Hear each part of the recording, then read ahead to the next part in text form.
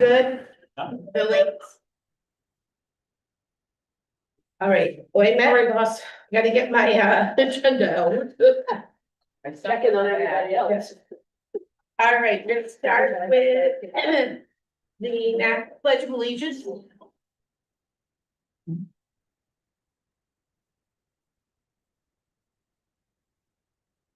I pledge allegiance to the flag of the United States of America and to the republic for which it stands, one nation, under God, indivisible, with liberty and justice for all. Okay. We do have cookies and drink. Welcome, everyone. Can I do audience introduction? Heidi, you want to start first? Heidi Connolly, Director of Special Services for the district. Charlie Swan, with Pledge yes. Brian Keane, General Director. Harley Gray student. Heather Gray, I'm a teacher and the National Honor Society advisor. Thank you, welcome. Okay, we do have some adjustments to the agenda. Could I get a motion? So move. And a second? Comments or questions? All those in favor? Thank you. Considerations of the minutes of the January 13th, 2026 school board meeting. Could I have a motion, please? So move. And a second? Comments, question, any revisions? Seeing none, all those in favor? Thank you. Minutes of the January 20th, special 2026 special board meeting. Could I get a motion, please? Second? Comments or questions, revisions? Seeing none, all those in favor? I'm gonna brain cramp, non-voting? No. Yeah. Thank you. All right, public, this is the time the public can make a comment. You can come up to the podium. All right, I think we're good. Communications.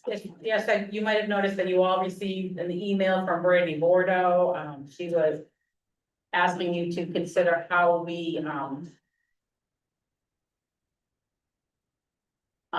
look at and think about and promote our high achieving students and, whether they could have additional privileges or something that we, a way to kind of like notice them a little more than we do. And then she was also sending another one following up because she was looking for, trying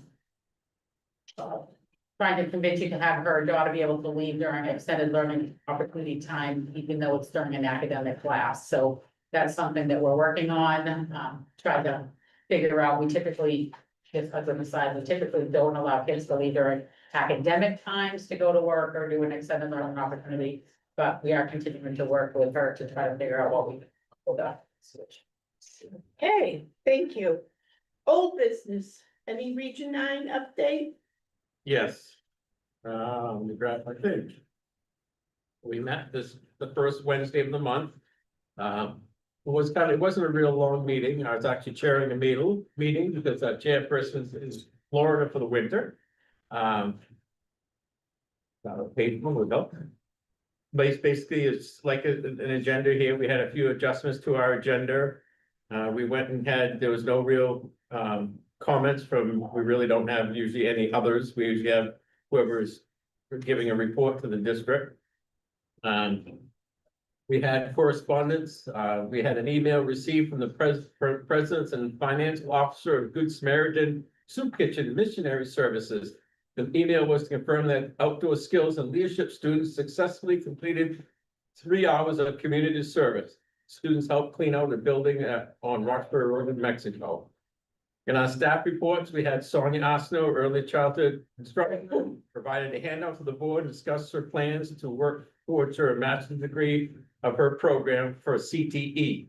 She has a lot of her certificates, but for CTE, there's specificities to it, so she needs to follow through with that.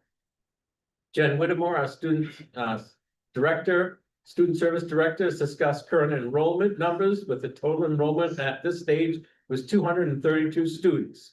In the automotive program, there's 21, building construction is 28, CNA has 17, computer technology has 12, the baking and pastry have 12, culinary arts has 20, plus 2 sous chefs.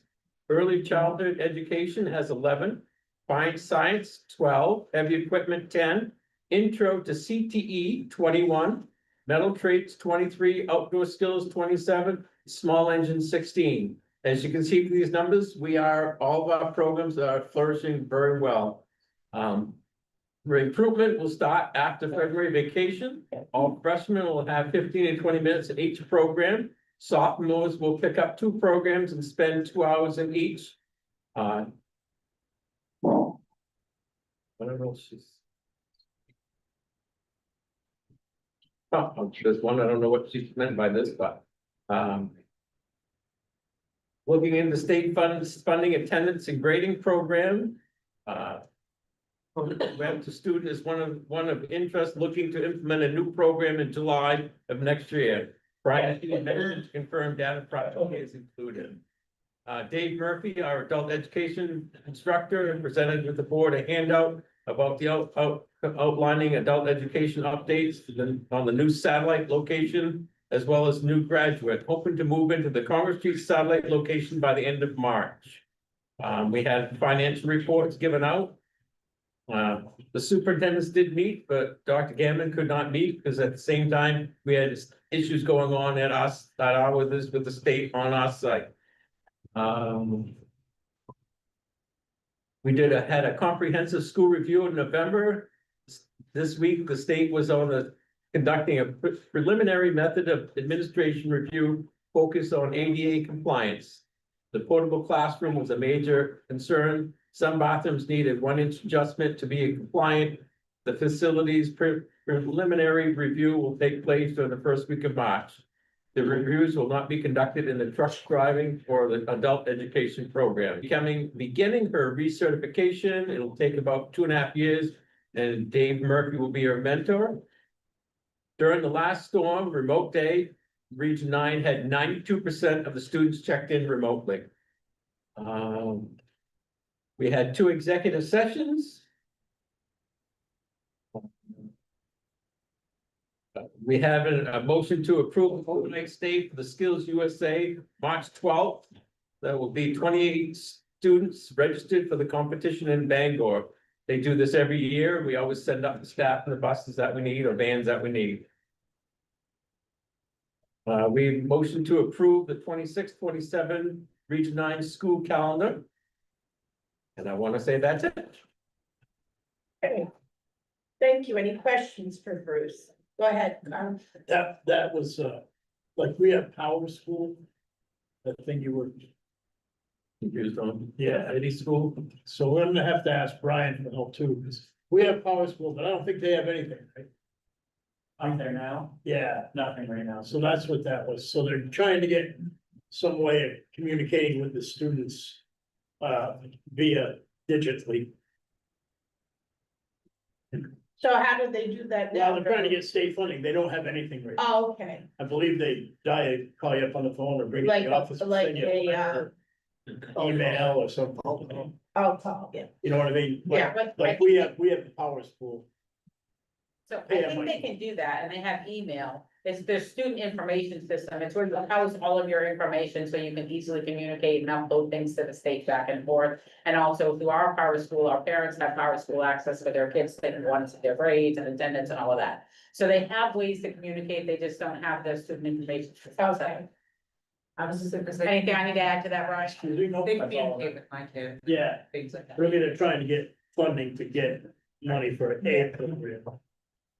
The Power School is different, quite a bit. Yeah, it is. Wow. I forgot you're on it too, Carl. Anything else you want to add? Bruce handled it Okay. great. I was trying to help him out there. Yeah, I couldn't figure out what this one is. Somehow I remembered it. I don't, it just said, it's a thing Yeah. of reading. Yeah, Fine, no, six. okay. That's it for old business. Thank you, Bruce and Carl, for what you do. Next is the National Honor Society request for an overnight trip. You wanna come up? Thank you for taking the job. Cause I know Mr. Long did. Yeah, yeah.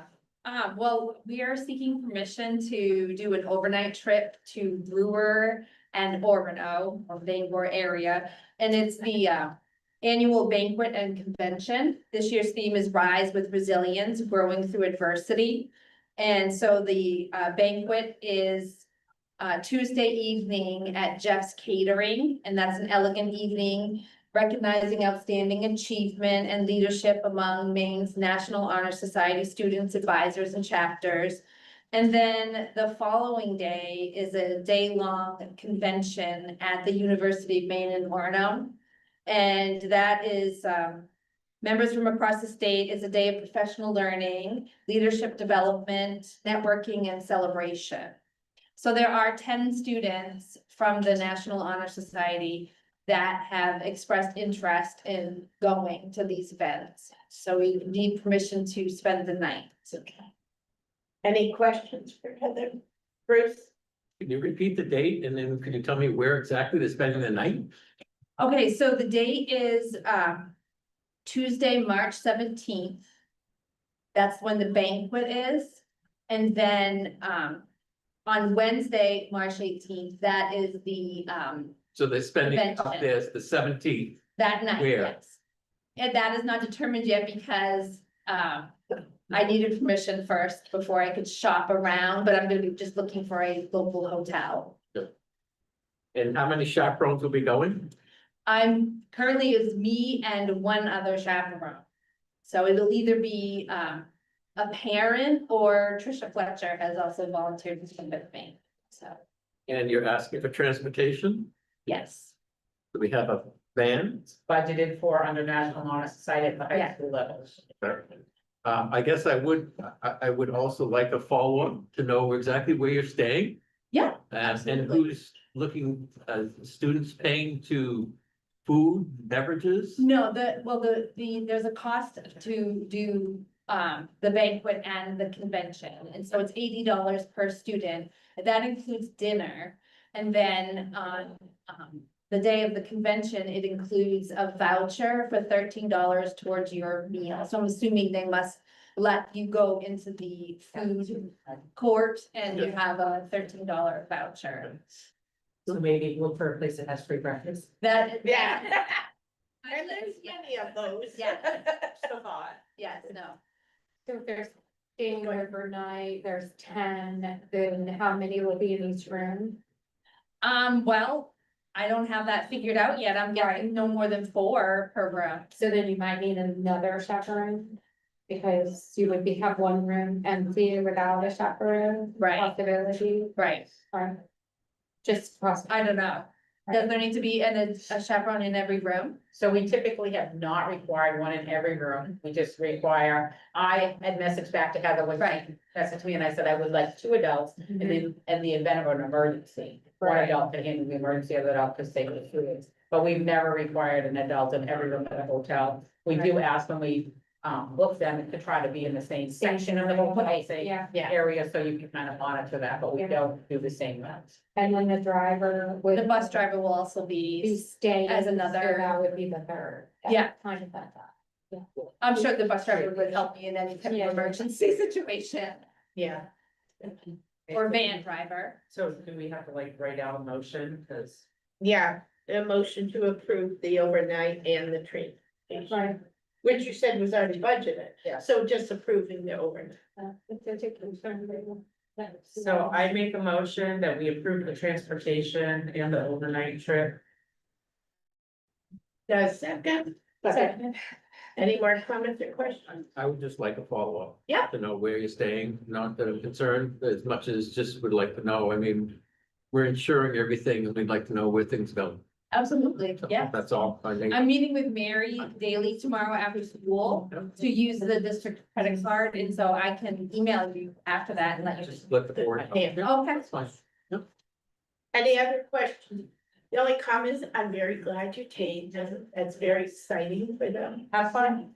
Yeah. I'm a little nervous, that was my first overnight trip, so. Well, you're not taking the wrestling seats. Right, and it's not kindergartner, so. Take a picture to identify it before you leave. Right. From years ago, yes, sir, Bob. See, no other questions? All those in favor? Thank you. Thank you. That's So exciting. Marley, before you leave the building, just go check the store, and bring it back.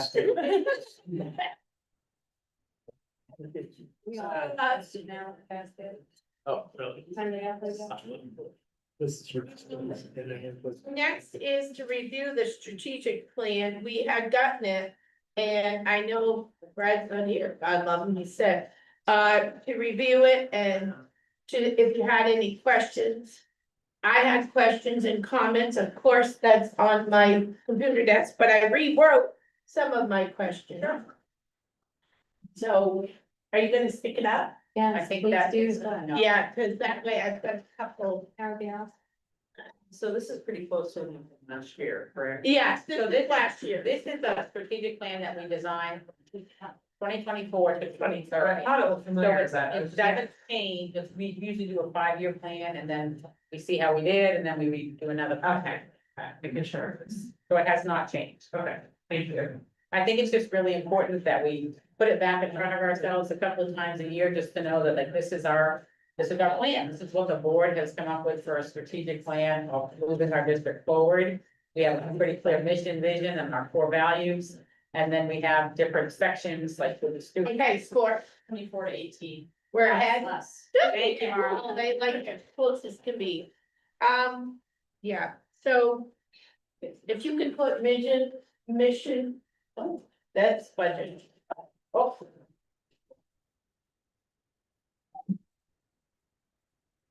Oh, that one.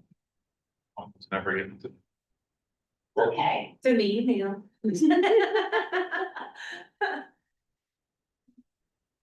I have a little, I'm not gonna just loud. Well, I went through and. And after Brandy said it, and I know it's an issue. But in our vision, we mentioned. Our vision is to be recognized as a district where they expect excellence. And I know how difficult, which goes with the community, that's in the vision. Where is that in the strategies? For excellence? No, we recognize. Our school, to me, to be recognized as a district, you've got to recognize the students. And I know how hard it is, and I'm quite comfortable saying, we basically, our newspaper bites the dust. Because it's from Portland, you know, Lewiston, I got rid of it, thank God. There's Bruce, what's his name, Farron. Yeah. But he, you know, they get it every 2 weeks, the Rumford Times. Yeah. Louis, I don't know Louis's last name, has been writing articles for the basketball and the thing, cause he comes. Yeah. Who's from Rumford, thank God, but MERIM. Yeah, yeah, he's very nice. Very nice. And it's that. How can we do it? When, cause part of the thing too was connected to family and community. And this isn't new. You know, I've had this years ago, you know, it's. You know, cause I had a kid who was an athlete and I had a kid who was very good academic. And for example, sometimes I find out school activities by word of mouth. You know, when the band concerts, you tell us if we have a board meeting, National Honor Society you know, when they do their ceremony. We don't promote. We don't get to be that visible with the kids and the community feels, and I saw that they don't feel I know it's hard to get people into schools, because you're gonna pass criteria, which I understand completely. But, you know, they like to see people in schools and utilizing the people, so I don't know how. We can promote more of, you know, like when Charlie was principal of the year, we got a great, you know. But it's just, you know, just. I want to say that I know we're doing this group with Pam. We've been talking about all of this, on the outside of how we're gonna commit to, you know, getting the community more involved and the parents more involved and all that. And the one thing when I first started on the board is I had no idea when your sports was, when things were going on. And the biggest change that I did see is like everything is flooding my Facebook right now. Like I can see what's going on, like I get it all on my page now, which I wasn't getting before. And I don't know what changed there. And like, if that changed recently, then that's a big help. Yeah. Because it goes without Facebook as well. And that's how a lot of people get used to. Yeah. Yeah. So. And we've been talking a lot in this separate group about other thinking ways to get up this and maybe, but I do see what you're saying, that kind of we need more support from the community and we have to get it out there, but I do see a change that has happened in the last few months, or I wouldn't even have known about. I mean, Pam does her newsletter, which helps, and does the staff and just us see that? So that goes to all staff, all the board members, it goes on all of our social media sites. Okay, they can see it. 56 elementary school, middle school, high school. We just started with Reach My Teach. And so this last newsletter, I was able to blast it out to all of the parents across the district. And actually got a parent that messaged back, it worked, love seeing the newsletter in my hand. So I know that that actually went out. So it's hard because a lot of people, myself included, don't no longer get a newspaper. So for us to spend the time and energy trying to put it into a newspaper that comes to your door or goes to Ellis's to buy a. No, we're not. It's just not really worth our time and. No, they mail it, and you get forwarded. Oh, sorry, 4 days, you get 4 papers, and that's when I stopped, and they're finished. Why, I wanna read it the day of. Right. I know some do digital, but I don't, I'm not paid. Then someone mentioned, what about a student newspaper, and we don't have, you know, that's not. Right now, we just simply don't have the No. resources to do that. That's not. class. And although we do have a group of kids in the corner of the high school gym right now with an ESPN sign out front who are saying that's doing the game and videoing it. So that's kind of cool. We're working on some of those things. That's not what I thought you were gonna say. Like, give me Porter, like writing stuff down on the wall, and I'm like, okay, they have an ESPN booth. I don't know if we can use ESPN, but that's what we use in there. So we're definitely working on communication, and as Rachel pointed out, we've been working with the state all year on this family engagement initiative. We've been going to all the meetings, we've been working together on how do we get more community and family engagement in our school. It's a lot of work, and it comes with a whopping $5,000 stipend at the end, but we're hoping that we can use that money to maybe get a volunteer coordinator stipend going so that somebody is organizing, and then they can say, you know, we need this, and we can just say to the person that's doing that, we'd like somebody to do this, they can look through their list, or they can call people and say, hey, do you know anybody that does whatever, we need them in the school, and try to get somebody actually in the between the school and the community, because to be honest with you, we just don't have the capacity at the administrative level to spend time and energy doing that kind of work. So we're hoping that we can maybe get a stipend and get somebody. I just, like Rachel said, long as we know the activities, cause some I do, some I don't, some I get word of mouth. Because I try, but then and I do know about volunteers, because the majority of my volunteers do not have children. They are grandparents, they're community members, these are people that have been doing it for eons. You know, I told Amy we'd stop at Cooper. Well, we got that. Now we're on Ella. Well, I said you can do it till Ireland. But It's Yeah. hard when you have kids, though. Yeah, I mean, it is. it's 4 different directions. But I do think, and I get best results if I talk to them and tell them, because you can't get everything on. I know I skim and don't look at something, but I do read the school things, but I just feel. And my only other question on our thing was, by 2030, we will have median scores, so I know we do, and every year you tell us the scores of statewide expectations of reading and math. Do we have it, this has been what, 2 years? This, So, yeah, we approved it. do we have a status of how we're doing in our goals? I know we did broad. Yeah, so Which we I can, like. we can definitely do that again. Yeah. Typically, what we do it is a mid-year, Yeah, time, so 2.5 years in or so, kind of like, this is how close we are getting to it. Yeah. But we can certainly prepare one. all right, that was only mine. I actually read it sometime back. So that was only me. Anybody else? I know, and I'll tell Brad to email anything, because I know he wanted time to read. All right, moving on, budget process, Pam. Talking pony show.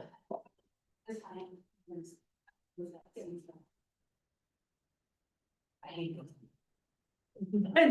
Oh, you don't like listening to me? No, it's just, it's so tedious and, worrisome and, all those. Pressing. All right, so here's our initial budget overview. So as always, we look at like, how does this budget support the RSU 56 strategic plan? That's one reason why it's good to go back and look at it. What's best for our students? How do we support our current employees? And how do we respond to community concerns? So we do have some positives going into this budget. As you know, we've always used a balance forward of 277,500 to start our budget. We do have that on hand, so we're not starting in the hole. The state remained at 55% of EPS cost covered, and we got our 8279 initial, and it's up almost 600,000.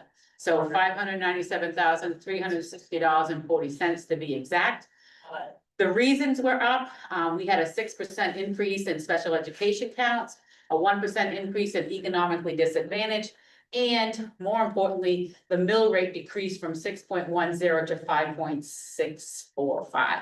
So with that, that helps increase our, The mill went down or up? went down. Down. So what does that mean? Yeah, what's that? So when the mill rate goes down, it means they will cover more. cover more, state will cover more. Because if the towns have more money, they give us less. That's So the if mill our rate mill rate average. Of the average across the state, not So it just doesn't our have to town. do Oh, anything with the the state. bill. In the town. Has nothing to do with the Bill rate. your local tax bill rate.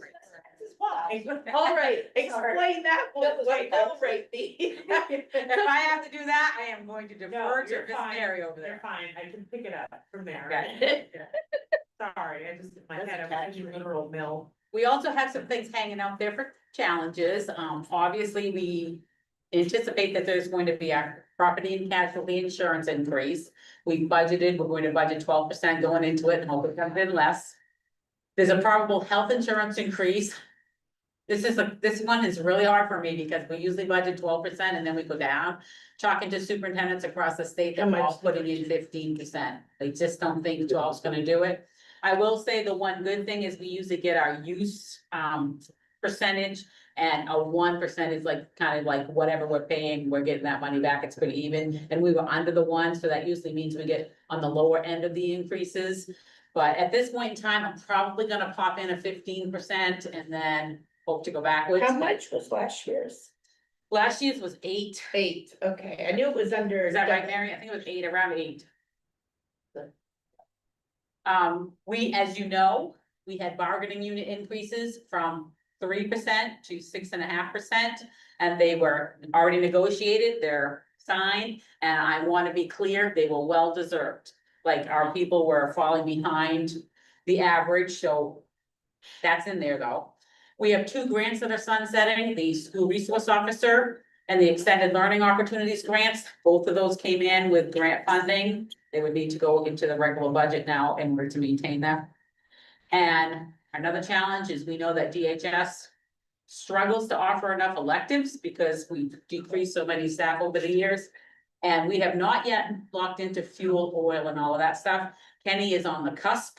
He's looking at it daily. He's been talking with them, but we just haven't hit the bullet on that just yet. Are there no grants to replace the other two that are? I have searched grants high and low. Unfortunately, federal grant money is not as flush as it used to be, so it's really hard to find money to replace that. I think it's important to just always look at our negotiated increases, just so you can see why they would deserve the, going up this time. So going into 26, 27, if you look down through that, it's mostly around 4%. Teachers are a little different. Teachers that are off the top of the scale get a 3% increase. So other teachers on the scale are gonna get around 6.5% because they're gonna get a step, plus we were increasing the overall scale. So you can just see why, when you look across, and I was kind of like, look at this, like 2%, 2%, 2%, cost of living over time, it wasn't adding up correctly. So well-deserved increases, but they are there for sure. So these are the two programs, as I mentioned, that are sunsetting. We have Officer Steve Franz, who's in for a school resource officer, and we have our teacher, Noah Preble, who is our extended learning opportunity teacher at Darragh High School. I just want to be clear, these to me are current budgeted positions. So when you look at our budget this year, I'm not putting them as add-ons because they're already in our budget. So I just want to be clear on where they're going to fall in the budget program. So typically, we start with what it takes to maintain what we currently have. And we have done that now for 9 years. It's considered status quo, and I think it's really important for us to start thinking about the fact that status quo with what we have is kind of going backwards. It's not moving forward. It's not creating change movement forward. It's just kind of marking time with what we have. So, as you know from the budget process in the past, we start with administrators and directors all preparing a budget for their buildings and departments. They meet with Mary and I to review everything they have in their current budgets. And at that point, Mary and I go line by line with them, look at everything, compare why things are up, why things are down, and see if there's anything that we need to adjust. Mary will then compile the full budget. The board will provide the administrative team a target of where they want to be. The administrative team will review that budget and make adjustments as needed. The board will review the full budget and all the add-ons eventually, and then they'll vote on the FY27 budget to move forward to the budget. So ultimately, you move the budget forward, but your administrative team does all the work behind the scenes, and we would really appreciate that we keep it that way because we have the ability to really look at our programs, because what happens is when it becomes kind of, we call it cherry picking. You hear about one program, but it's not really necessarily seeing the whole picture. So we really have worked hard to keep the changes and the recommendations in the administrative. Strategic plan in the budget, as you could just see a few minutes ago, it's really about excellence and moving forward and offering good programs. It's this push and pull every time about the budget and strategic plan. It's like, how do we move the strategic plan forward if the budget is kind of stagnant and staying pretty flat? So I'm going to be clear, because I think there's no other way to say it. If we stay with a 3 or a 5% budget to budget increase, you're going to be looking at cuts in programs and positions. Because when you're looking at 3 or 6.5% increasing for the wages, the cost of insurance going up, supplies are up, everything's going up. So if we're in that 3 to 5%, which is typically where the board wants to fall, and I totally understand it. I don't want my taxes to go up at home either. But I just need to be clear that if we stay in that range, we're likely looking at additional cuts. I had something else in there. Maybe it's gonna come up after this. So anyway, we have a process. Tonight you've heard the overview. You'll hear from special ed and technology. Next time we meet in February, you'll hear from there's 3 schools, extracurricular and curriculum. The 10th, you'll hear budget presentations from everybody else, budget, building grounds, transportation, nutrition and all that. March 24th is when we will invite all our constituents in. We'll have a special budget workshop. That's what we'll be working on that night. All your administrators will be present. We will be working on like, where do we want to be and where do we want to end up? April 7th is slated, so please keep that in your calendars. It's all as needed. So if we get snowed out on March 24th, or if things are going slowly, we'll meet April 7th. On April 28th, the board will approve the budget. 12th, they'll sign the warrants. The 13th and 14th, the warrants will be delivered to the towns. The 26th of May, we'll have a budget meeting, and on June 9th, it'll go to referendum vote. So the towns don't get notified until May. There will be a newsletter that will go out, to every mailbox in our 4 towns, but the towns, like, obviously, all of the towns get invited to all of our board meetings, so they can certainly come to that.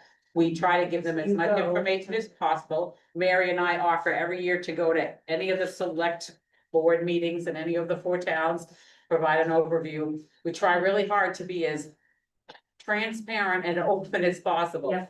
but it's not always easy to get all the information. Got it. I just wanted to share historic budget increases from the time we started.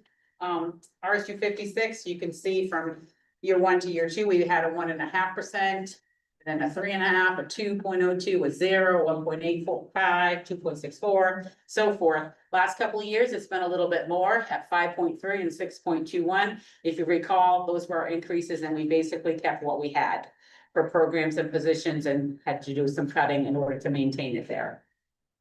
I think this is really important information for us to understand as well as our communities. We started your first year as RSU 56, and I came in as your superintendent. We had a $12.96 million budget. I just ran that through the Bureau of Labor statistics, and that same money in 2017 would equal 17.1 million today.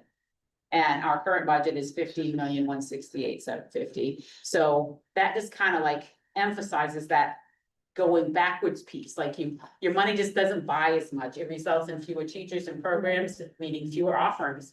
And I feel like as your superintendent, you need to hear from me. Like, I feel like we have cut everything humanly possible in 9 years to be fiscally responsible, but we cannot, as RSU 56, continue to make those cuts and remain viable and offer programs for our students. Like, I just really feel like it's important that you hear that. So that brings us to the initial board direction. Like, if you want to take a minute to talk about that, or if you just want to let that ruminate in your heads for a couple of weeks, we can come back to it after our break and move right along to our special ed and technology overviews. I mean, what we should do, I think we really need to know what all the numbers are going forward, because I know that prices go up, and we know that we don't want to make any cuts. So we also know that most of our, our taxpayers aren't really getting paid anymore either. So, so I guess we need to know final numbers before we can make any decisions. I don't think anybody wants to cut anything.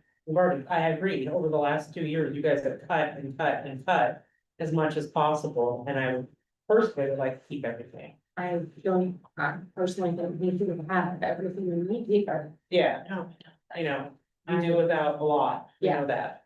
I'd like to see other things implemented, so I think the towns need to be a little more involved, because I think they're a little delusional on what's necessary. So I'm gonna click to this next one, just because I want the public to be able to see this while we're talking. Yeah. Because I am always open to having conversations, emails, telephone calls. I'll go visit people if they have suggestions. So while we're talking, I'm just gonna leave that up and I'm gonna come back to my seat. Sure. Bruce, So the one thing that we didn't allude to on our budget is gonna also be what Region 9 is going to come up with. Yeah. For the district, and we're in the process of going through each program. And it is as tedious as what we go through here. I know I hear from the superintendents and I get things that, can you give us numbers faster, quicker? so we could know and we could prepare. I wish I could.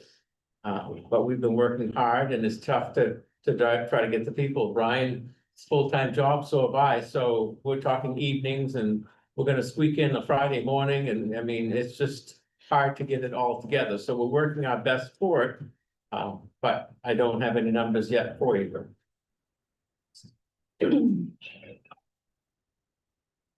It is also another scenario that people don't understand that their towns are given the people that are not. So they're not getting collective rights necessarily either. And so in these small towns that we live in, nobody is, you know, which nobody wants to go to a family home and put them up, you know, and which I wouldn't want to do that either, you know what I'm saying? So they can't collect from A, they can't send to B.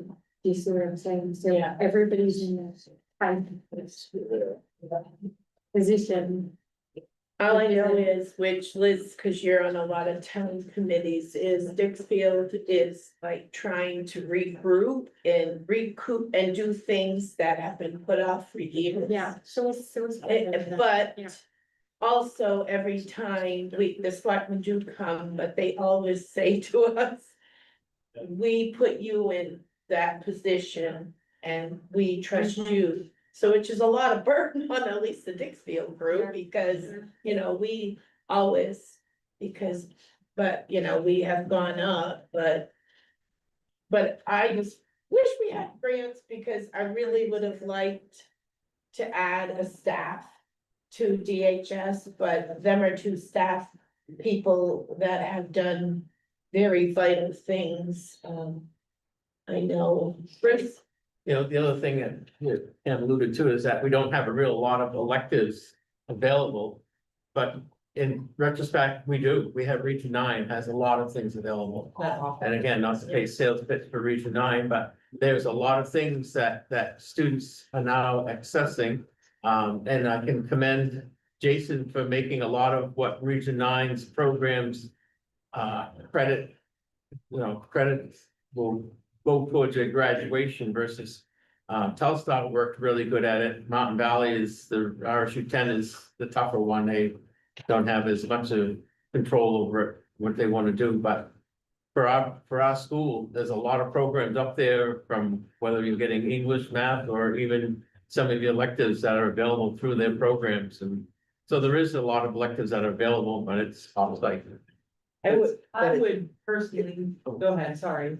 Well, It's gotta fit the schedule here too, right? I mean, Oh, yes. even though there's a lot, But you did make progress by letting them get credits Right, with them classes, which Basic did shit. use. and that was commending of Jason. Jason went and Yeah, and was able to get a lot of the credits that Yeah. were, So I that think, way they could come back here with the credits that they needed Right. versus running out.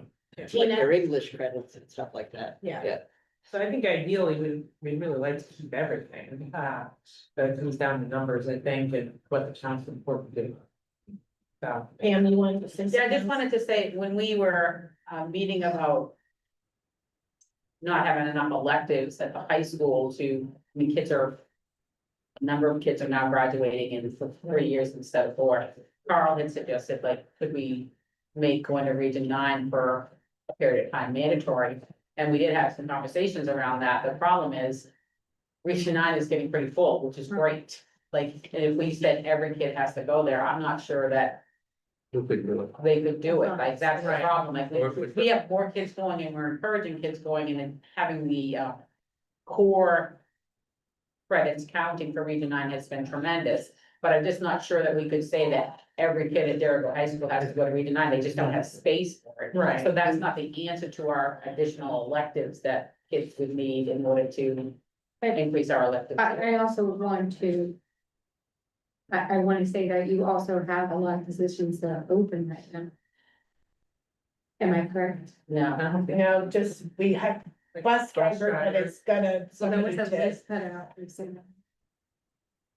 yes, but we've been working on that. But, Well, and people are in them, like, we don't have any. For anything on that list that isn't somebody subbing in it, like it's not a new. Could you offer an elective that's taught by someone who just volunteers? Is that something that we done? So we couldn't only because the state wouldn't allow it as a credit, because you have to be a. Like, I mean, you could do it for a bonus class, but it wouldn't work towards an elective. Yeah, I was like wanting like something like life skills, That's what I was kind of. finance, what insurance is. But we've split that up, we still. We have, you have some, I know they get some kind of training right here. Yeah. That. You know, have it required as. Yeah. As. A requirement for graduation, but there's probably nobody that can teach you this. Yeah, to get anything that counts as an elective on your. Courses, it has to be taught by somebody that can be certified to the main department of education. I think you're getting a consensus. We know we want to keep everything, but we also need to, know numbers and things and.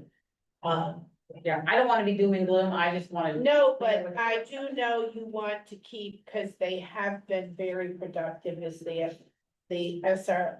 I agree, I completely agree, that has been. And I do know the learning grant, which.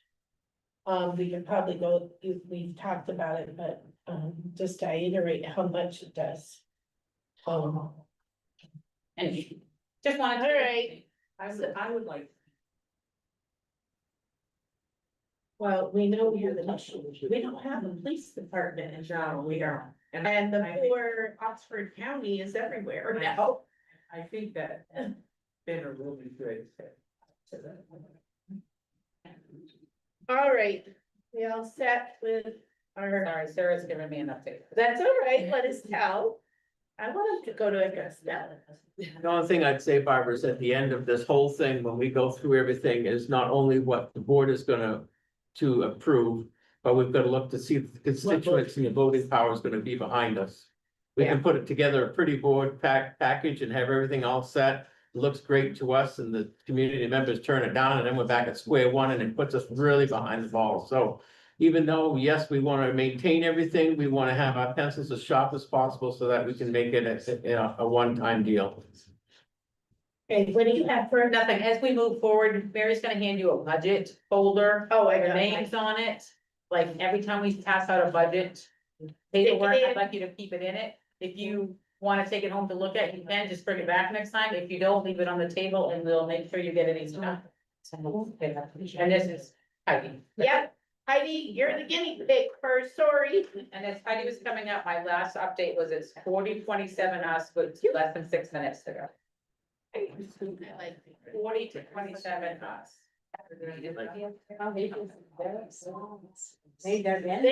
Yeah, they're late. Like, what happened, second half?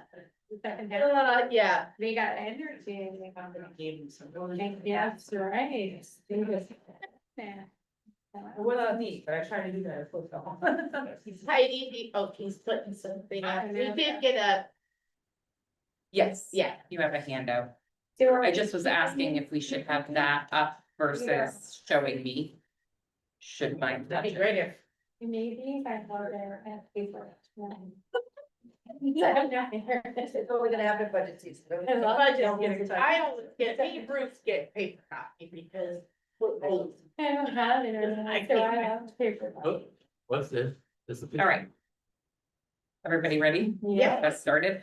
Okay, so the budget, the special education budget continues to reflect materials, staff to support students identified through the IEP team referral and meeting process. The upcoming budget for the 26-27 school year continues to include funds for academic intervention programs, curriculum, extended school year services, occupational, physical, and speech therapy services, psychological services, social work services, supplies, professional development, behavioral and restraint training for staff, and of course, salaries and benefits of staff.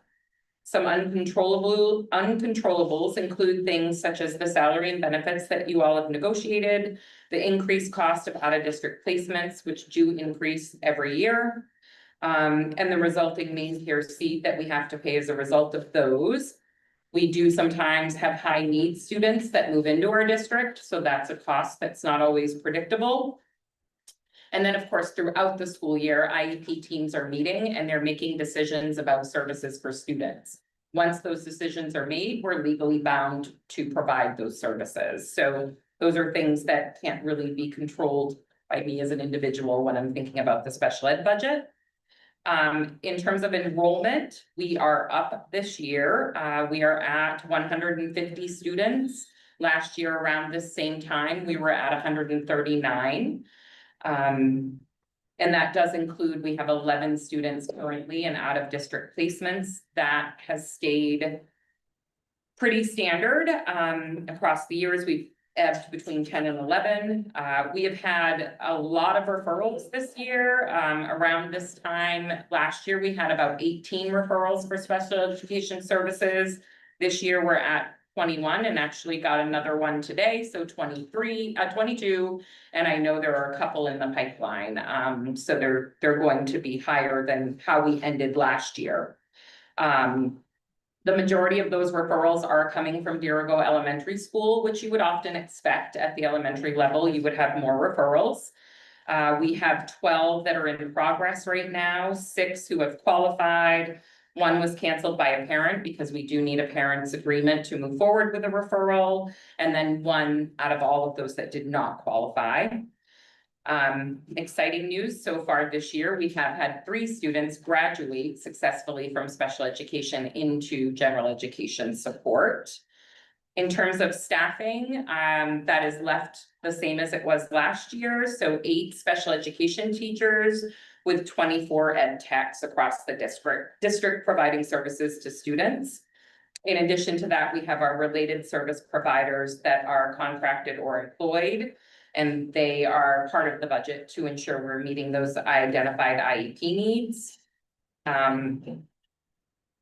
Out-of-district placements. So this budget does reflect, and well, this part gets a little confusing. So our out-of-district placements, as I said, they do increase every year.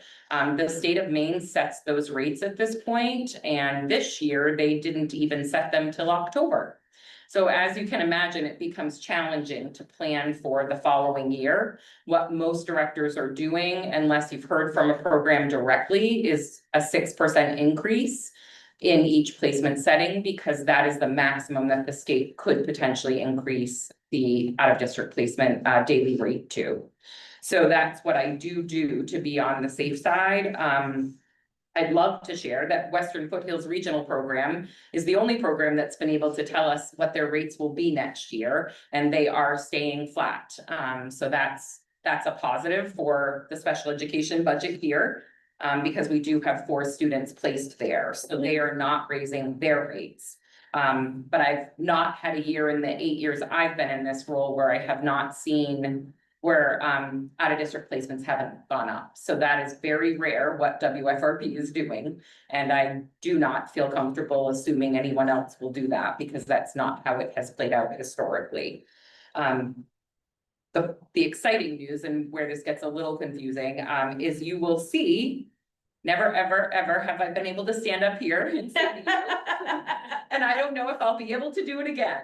But I'm excited to say that the special education budget is down for the 26-27 school year by $23,754. And that is simply because we have a high cost out-of-district student graduating.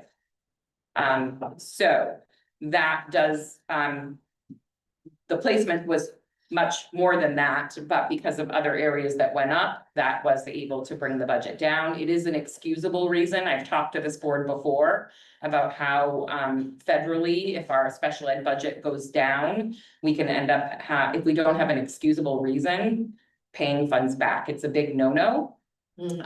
So this is an excusable reason that I will be able to share at the federal level when I'm working on that grant.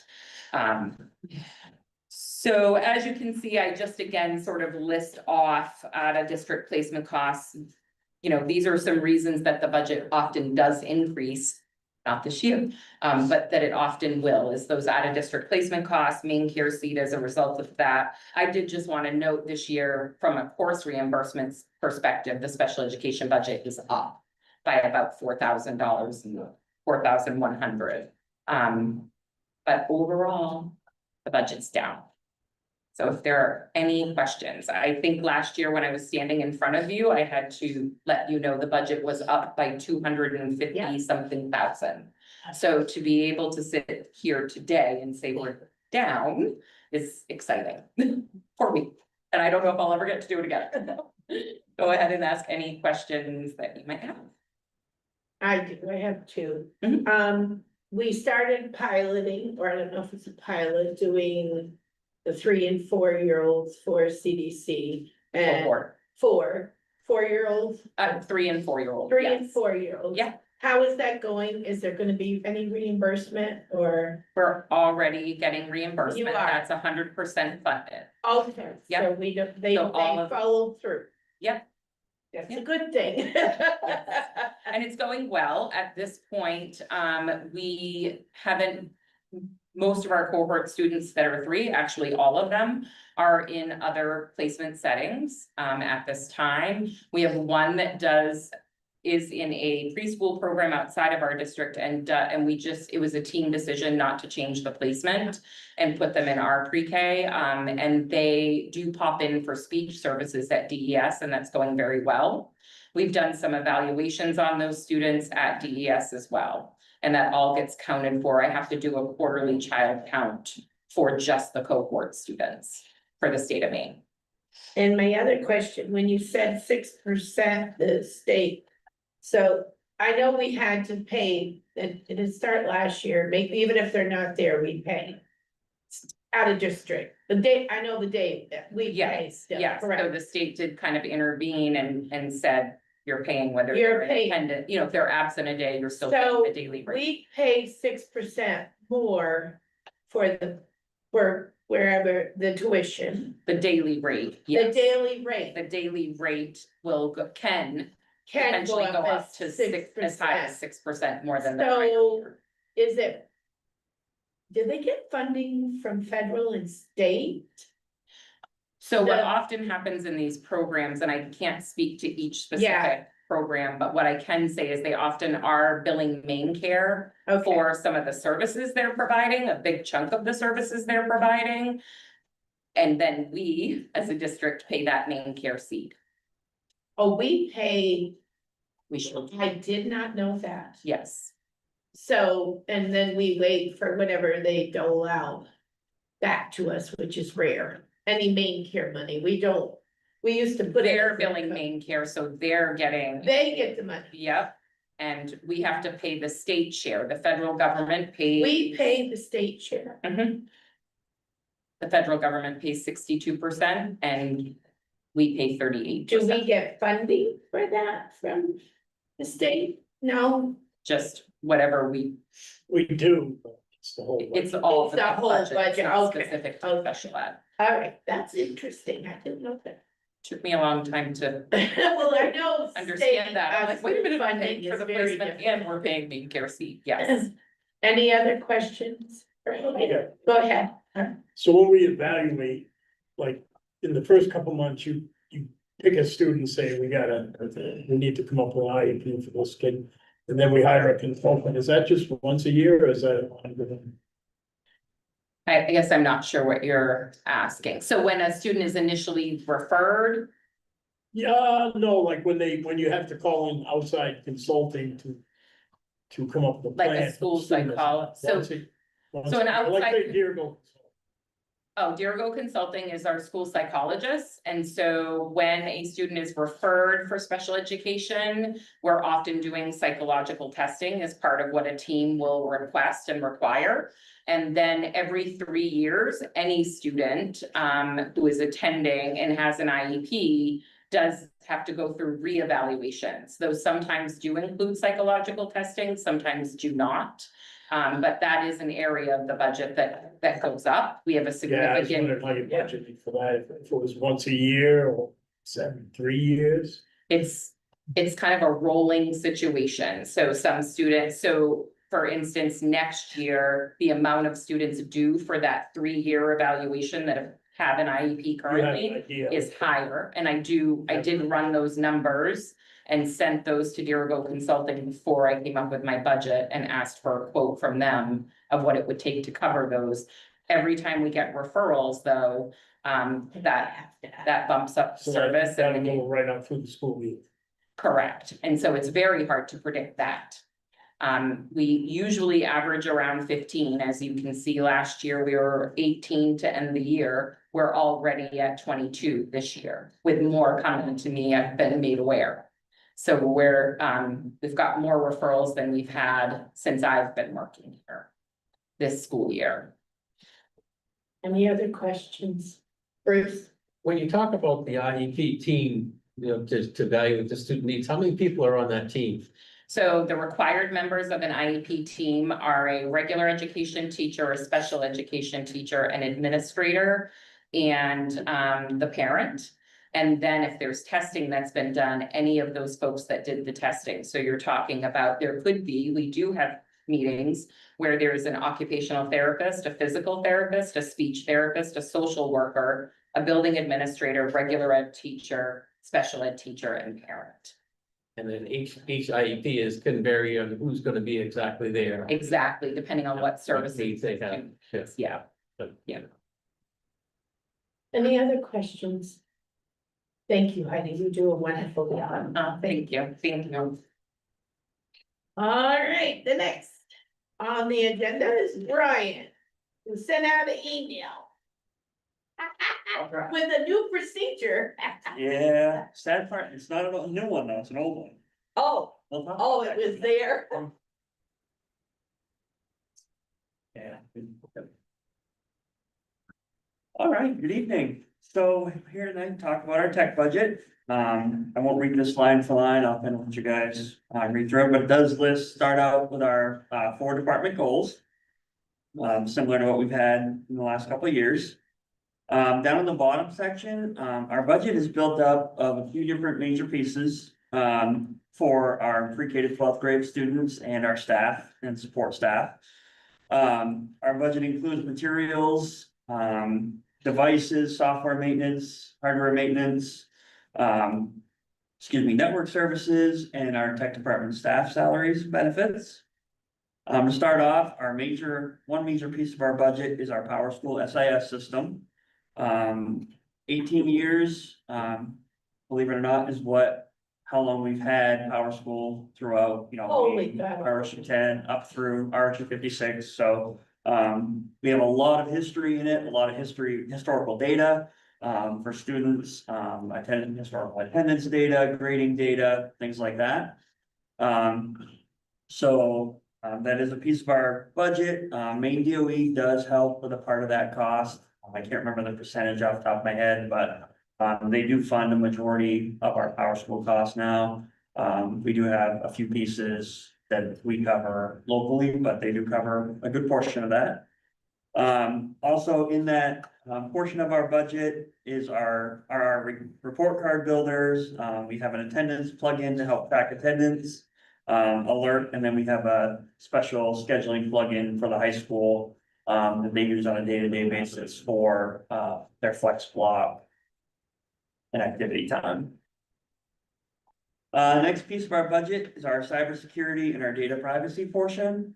Our 26-27 budget includes continuing funding for our Sophos, which is the company that we use for most of our security software on our devices. Also includes our cyber awareness testing and training money. So I'm sure a few of you got those wonderful emails that we sent out trying to get you to click on things. Also our backup and restore software to protect network and data from different attacks. Membership in our TEC, which is our Student Data Privacy Consortium, which covers the privacy attorneys to help us with our data privacy agreements, things like that. Covers for staffing, myself and our 2 support specialists. Devices will be a little bit different this year than what we've talked about in the past. This year, we're looking at going back from, we've been at the elementary level for the last couple of years. Now we're moving back to our high school to replace High school devices here. We're looking at upgrading our MacBooks that students and staff are using, the new devices, because currently those are hitting their 6-year mark. So they are no longer under warranty, which in the last few weeks has been pretty difficult. We've had a significant number of broken screens this year, and a few other things. So we've been shelving them and going through all of our spares that we had, knowing that it was towards the end of the life of the device. And trying to keep our repair numbers down. So we've used all of our spares, to the point where we actually are in a situation right now where I'm shifting devices between buildings because we have a new student here at the high school starting tomorrow who I don't have a device for. So, which is a situation that we have not been in. Usually I have too many You don't spares. give me that device. I will. You wanna no. take mine? Nope, I've shifted one from another building to cover, Okay. but this is the first time I've been without enough devices for high school students. So I do have an order that's coming in, but it's conveniently not here yet. So like I said, we're looking at replacing the devices here at the high school. It is a large expense, total of roughly $345,000 to do all students and staff. Looking at spreading that over a 4-year cost of roughly $86,000 a year. The first year, we're gonna use our MLTI funding. Every year MLTI gives funding for one grade level at $479 per device. So we are gonna use that towards a partial 1-year payment for our 9th grade group here next year. Excuse me. Next piece of our budget, safety and security. We do cover all security cameras, and also door key cards out of our technology budget, 56. We do have a few places throughout the district, believe it or not, even though we've spent a lot of money the last few years on security cameras, we do still have a few dead spots. Not that we like to admit that, but unfortunately we do. So we are working on getting those filled in to try to help with, issues that we have either with students or, a window or a door gets left open. Unfortunately, we have a couple spots that can't see those doors on the outside, so hopefully we can, with this budget, we'll be able to take care of those. Unfortunately, I don't have the same luck that Heidi does this year. Proposed tech budget for 26-27 is an increase of $55,435. Moving on, I am also looking at, bringing forward an add-on position that I've asked for the last couple of years. Technology is increasing in all of our buildings. Everything we do now is on technology. And the hard part is with only 2 people and myself, I don't have one person in each building. We also have all of our data services through Power School that we have to do, all of our state reporting. It's making it very difficult to get things done and still provide the level of support that our staff need from us as well as our students. Didn't we bring in a person for this last year too? We added to them. No, we No, you're in place. during I feel like I remember we talked about. During COVID, we had 3 positions, 1 position in each building and then myself. It was a lot easier to get things done and stay caught up. And also, right now I'm relying heavily on outside contractors to do things for us. I love my outside contractors, they do a great job, but I can't always get the service I need when I need it. So if we were to go forward and add that additional personnel, would we be able to cut costs without using the outside people? Over time, yes, in the first year, I can't say how much. So I'll continue to give you a little more detail on that. The next sheet you have is a 2 pages stapled together that talks about the new position. Like I said, a lot of things right now, everything you touch is technology. Our teachers are on it all day long. Our kids are on it for different portions of the day, depending on the grade levels. Curriculum's on it, testing is on it. The internet goes down, it's very difficult to keep the day going. Whether that is last week, Friday, we had both of our buildings doing NWEA testing. Conveniently, the internet blipped from our internet provider twice during testing. Twice at the elementary school, 3 times at the middle school. The middle school actually had to suspend testing because it was being a little too disruptive for what Jason was looking for kids to continue. That, the good news is that was an issue that wasn't ours, it was on our provider end, but still, it did affect things. We also have more devices than we had before COVID, so that's one thing that we're kind of looking into. Just have to keep up with that. Since that time, the tech department's also assumed responsibility for a lot of other systems. Tech department has taken on the key card access and all electronic door locks. The phone system is now an internally managed system, not managed by the phone company. All security camera systems, the bell and the intercom systems are now managed by us instead of, buildings. Network infrastructure and wireless access points are now managed by internal staff, not by our internet provider, as was previously done. And we have a lot of other instructional and administrative software packages that we're covering in-house that we were not covering before. So all of that has added additional things onto our plates. One of the largest problems that we're having, like I mentioned, is not having a person in each building. Whether it's to cover those testing days, I've had Dan float to different buildings on days he could cover for. I've covered here at the high school on a day that's testing. The hard part is if we have a new student come in at the end of a day, they come in and register, like at the middle school, we had one this week, went in and registered with Lisa. That afternoon, was gonna start the next day. Pete was not in that building the next day to get that device ready, and he'd already gone home for the day. So by the time he came in the next morning and saw the email, the student was already in there with no device to start classes because we didn't have somebody there to get that ready for him. The other big impact for us is our data. RSU 56 doesn't have a specific person set aside just to do data work like RSU 10 and most other districts are having now. There's nobody to do the power school or the data work, so that's all on me, which I'm fine with, but the problem is lately, because we only have 2 people, I'm doing a lot more of the day-to-day tasks, which means the data work is either getting shifted to after hours or when I can fit it in, and really we're struggling to keep up at the moment. Cost of adding this network manager salary and benefits is $65,000 approximately for salary and roughly $33,000 is enough for the Mary Kay for benefits.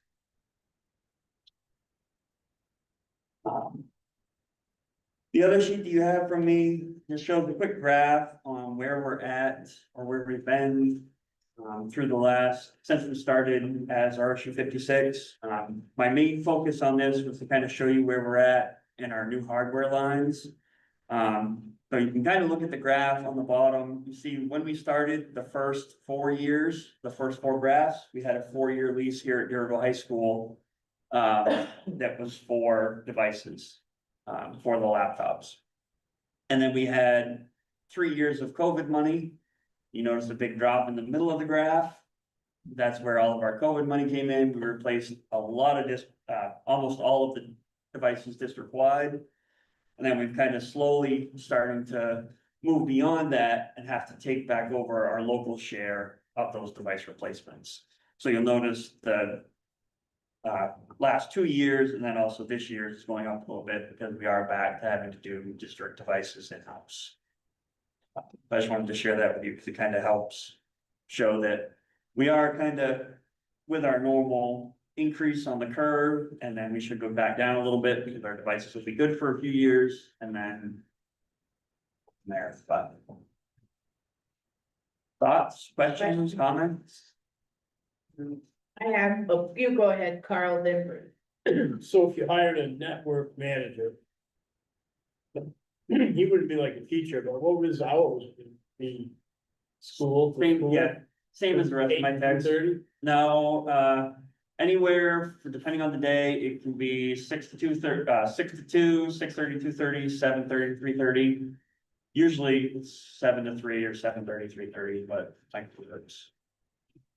Summer, we flip around and work longer days, but So like an 8-hour day. yeah, a normal 8-hour day, yeah. And that that position would be housed in one of the schools to cover that building. And then I would also use that, like I say, for some of the networking tasks that we're outsourcing. Then in summer, be an 8-hour day in the summer. Yep. We use summer to pick off a lot of projects, and then also, employees tend to take a lot of time off during summer. So, what specific, programs could we not hire out if we had something together? It would be a lot of networking work. Most of what I outsource right now is networking things, whether it's, running some cabling or managing our wireless access point. So a lot of the physical things like the, security. Some of that, yes, some of it, no. There are certain pieces of the security cameras that I will not do in-house because of insurance reasons. But we do a lot of the security camera work ourselves now. But none of the software stuff, and no, none of them. Like that Acta, none of that, or anything. Active is actually where we buy this portion of our software from. I'd kind of like to see like how much we're spending will you outsourcing versus how much it would cost us to bring something. I think that would be just an important comparison. The hard part is, I honestly, I couldn't give it to you without, as a comparison, without going the first year with having that person in-house. Because it's one of those, Well, I mean, you've got an estimate for salary and Mhm. benefits. But you should be able to give us what you had to pay to outsource.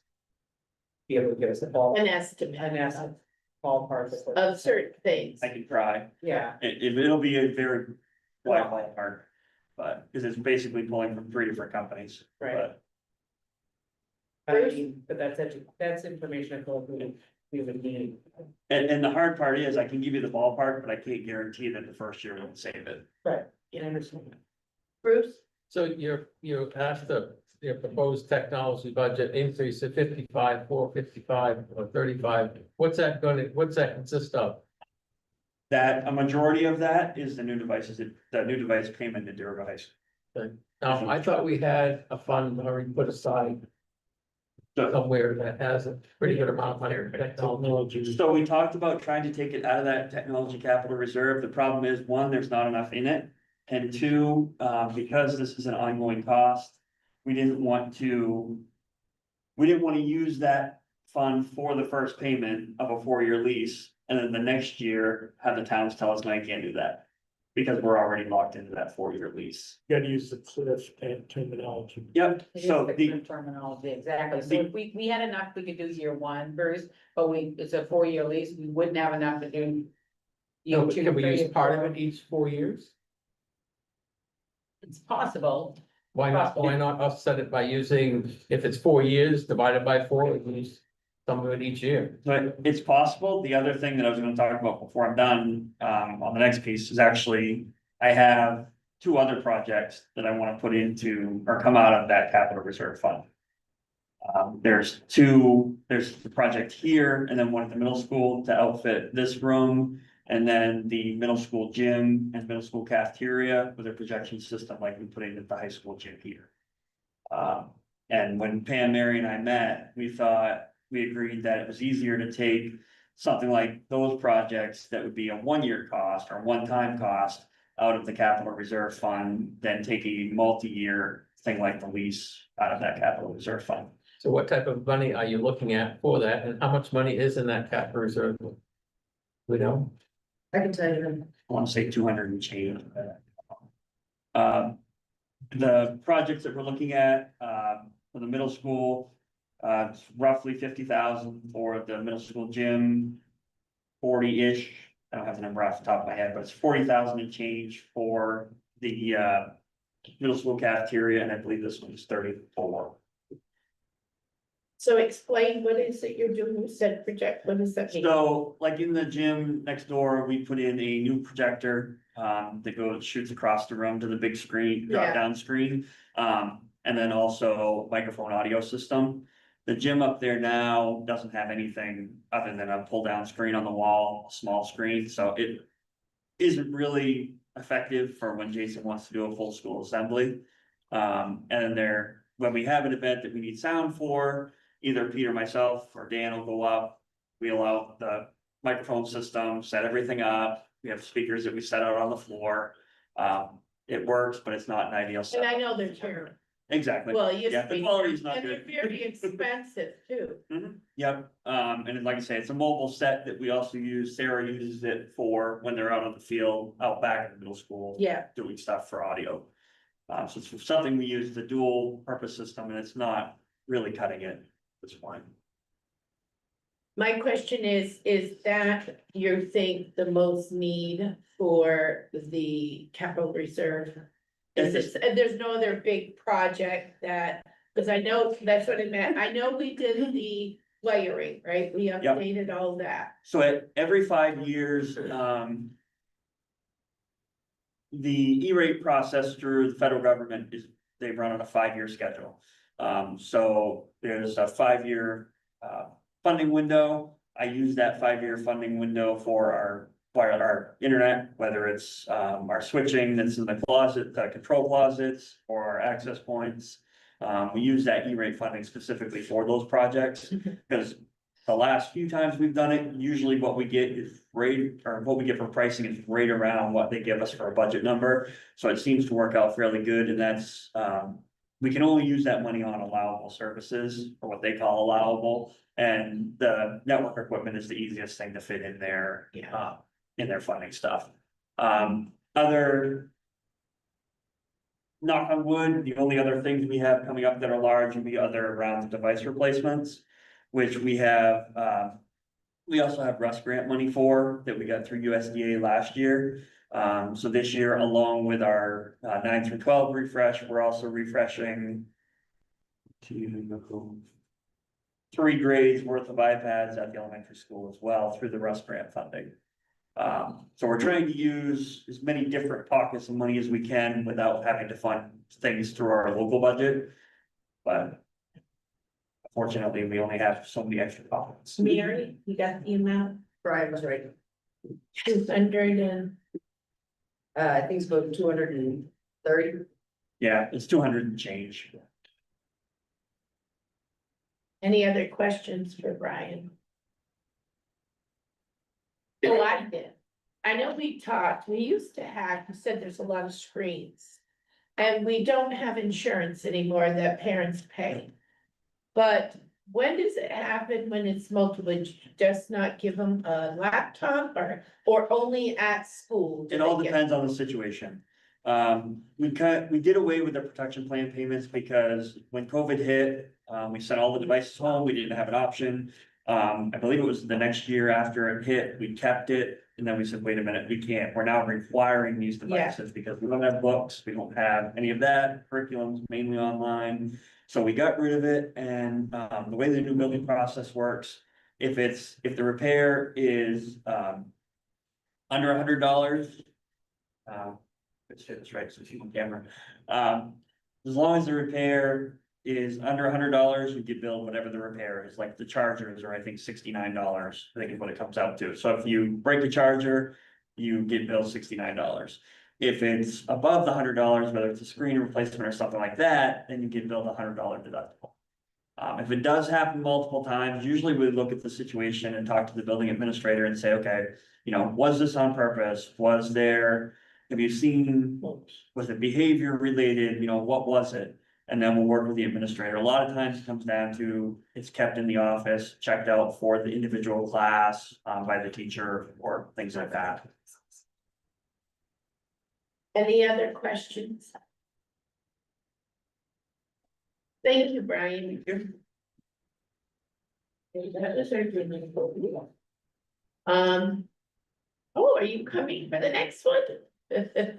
Who's here, so she's gonna pop in. Oh, no, it's a request. I was Okay. gonna say it for her, but. It's up to you. It's for this cross country ski. I will just say it and then. Yeah, if we got any questions, we'll give it to Miss Sarah. So the cross-country state meet is up in, Fort Kent. So we're just looking for a request for an overnight trip for 2 nights in northern Maine. For the ski team, and I believe it's 5 students. Six students, 2 adults. Where are they spending the night? We spend a night in Presque Isle because that has more opportunity. Yeah, there's only one motel. Yeah. I forget it. Yeah. I So they'll be staying- okay. And the staying in Presque Isle and traveling over for the event, which is still much better than staying in Dixfield or Yeah. Cape Cod. They're for- Careful, has some conventions. Presque Isle has a Walmart. So we're just looking for, because it's an overnight event, we're just looking for approval for, I make a obviously it's motion, budgeted and all that stuff. I make a motion that we approve the 2-night trip support camp, so our skiers can go win stuff. Do I have a second? I got, Comments or question? Rachel, did you have a question? No, I wanted to know the score. Oh, it's right in there. 36:38. All right, Bruce? We're doing transportation, is that what we're doing? Yes, And we've got money all for this, yes. and so, and we've got the hotel, and we're gonna have chaperones. Yes, we have, No, that's right. Well, we have built-in chaperones because Mr. Buck is our cross-country, so Mrs. Buck ends up going as well. Plus, Kyle Hotel closed, so you gotta go careful. I feel confident that our It athletic got sold, director. I think it's like, got rebought, but I don't know if it's going. don't have any fence left over? Hey, what can? I am confident that our athletic activities. I know, yeah. And I lived up there and there's a newer hotel in Presque Isle, there's a motel in Presque Isle. And there's a Presque Isle and a convention center that is also, all 3 of those are still operational. Yeah. I just went there like last week. How many are going? 2 weeks. Six. That's nice. So, any other comments or questions? All those in favor? Enjoy. All right, next is the calendar. It's been on the agenda twice now, so hopefully you've had a chance to look at it. I I make a did. motion that we approve it. Do I have a second? Second. So we start 21st. Yes. We're starting early. No, that's the teachers. So the problem with this calendar is where Labor Day falls. So it looks like we're starting early. But it's literally the same week that we normally would start. It's just that it happens to be 2 weeks before Labor Day. Okay, there we go. Always weird that Labor Day. It is. And do we Labor have, Day is about as late as it can be. do we have 2 weeks at Christmas? We have not quite 2 weeks at Christmas. The problem with, I'll just say, when we're making calendars, we meet as a region, we look at it, this calendar reflects. I believe the same as what Brenda put out for Region 9. Yeah. We really have to, from my perspective, I have to look at when graduation is. Yeah. Because we can really only go 5 days beyond when our seniors graduate. So I literally have to figure out when we're gonna be done, and so it's both ends that I have to look at. When are we graduating this year? This year it is. I can tell you in just a minute, Okay, but I gotta write that down. yeah, I think I emailed it to you once. I did email it to you once. Well, we got a motion. Any questions? On.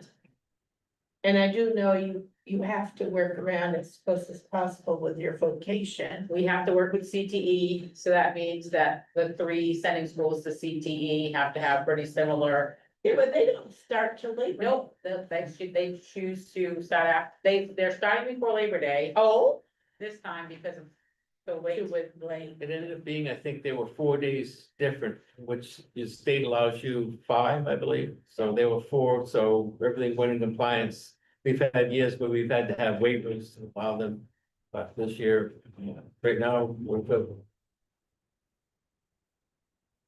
all right. All those in favor of the calendar? Thank you. Okay. Now let me get my list. Well, that's what it is. June 12th. Right. Okay. I never remember anything. Meeting there. So graduate June 12th this year. June 12th. You got next actually year, we're gonna be the 4th. Oh, 11. Wait, I'm sorry, I'm looking at the wrong one. I'm on, sorry, I'll come back to it. Listen, the email you sent me, You got the email? I sent it to you in Yeah, email, that I looked it up before I said. Yeah, So, all right, next, first reading of proposed revision of policy JKAA, restraints and seclusions. Could I get a motion, please? So moved. And second? Second. Okay, very good luck on that one. We had double, but they've good, she's good here. Heidi was here for this because of her audit and there's a lot of revisions. You can see what is highlighted in gray is their changes. And not much on the policy, just the way they word it, because a lot of times this goes to the legislature and they change the wording of like what eminent risk is and everything. Does anybody have any questions on it? Seeing none, all those in favor? And it is a required policy. Okay, first. Okay, first reading of policy JKAAR, restraints and seclusion procedure. Can I get a motion, please? So moved. And a second? It's a very long one, but it's, we highlighted the changes. Any questions on it? All those in favor? Thank you. First reading of policy, out of order, JICH.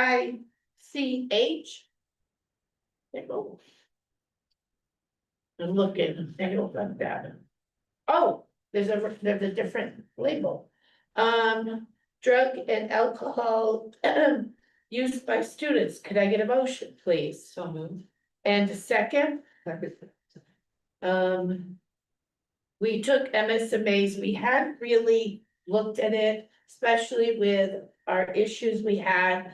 The policy committee thought it'd be good to review, to see, and we took their revisions. They had, and any questions on this? Seeing none, all those in favor? All right. First reading of policy JICHR, drug and alcohol use, not user, by student procedures. Could I get a motion, please? So moved. And a second? Second. And we reviewed this and went over. We actually made sure we still had, you know, what we're currently doing. Because MSMA does not have this policy. A lot of the time, it's really local. They have the policy, but they don't have the procedure piece of it. Because you fit it toward your needs. And I do know when we first had the main one, this took with Craig King hours. So, Carl? Yeah, I was reading it. I think we ought to list third offense before we list subsequent offenses. Oh, We have second offense and then subsequent, and then it would open us up to things that we might have run into before. what do you think? Cause third offense is 'Cause what we did base it 3 on. strikes and you get another chance most of the time. But if we're gonna do that, we ought to have it written down. Yeah. It's true. So- Back yourself into a corner. That, I don't know that you wanna back yourself in a corner because you haven't Because always it's done, different. you haven't Severe. always done another. Try. So, Three, but not So you- subsequent. Well, So let's be on clear, three, you haven't well, always you done. got the second third now, offense. suspended for 5 days, parents will be called, notified. Then you gotta do the referral and the rehab, all that.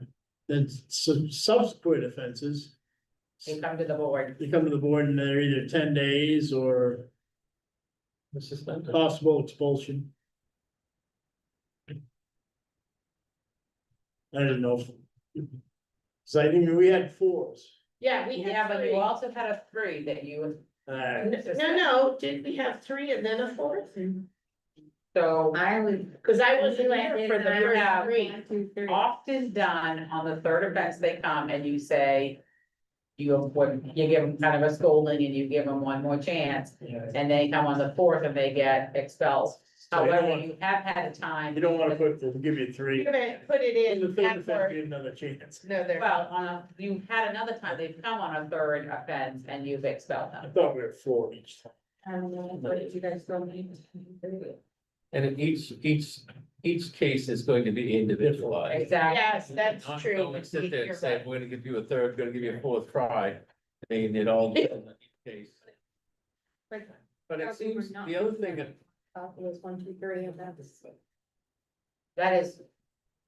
No, I like this wording because then you would have the opportunity to determine whether you feel like at number 3, they have an opportunity, because I think It's kind of a case by case. it is case Yes. by case, because it's different when these don't go away. So if you come in and you're on number 3 and you had one in middle school, one is a freshman and you're a junior, you might look differently than if you come in and you have 3 in 1 week. one in September 1st, one September 2nd, and so on. Right. You know what I mean? Right. Like, you might wanna have the opportunity to determine on a case by case basis, and I think this wording gives you that, whereas if you go the other way, then You don't have the flexibility. I guess I would say, why would we bring them to the board if on the third offense, you're gonna say you get another? That's it. You know what I mean? Like, Yeah. it doesn't make sense to me, but.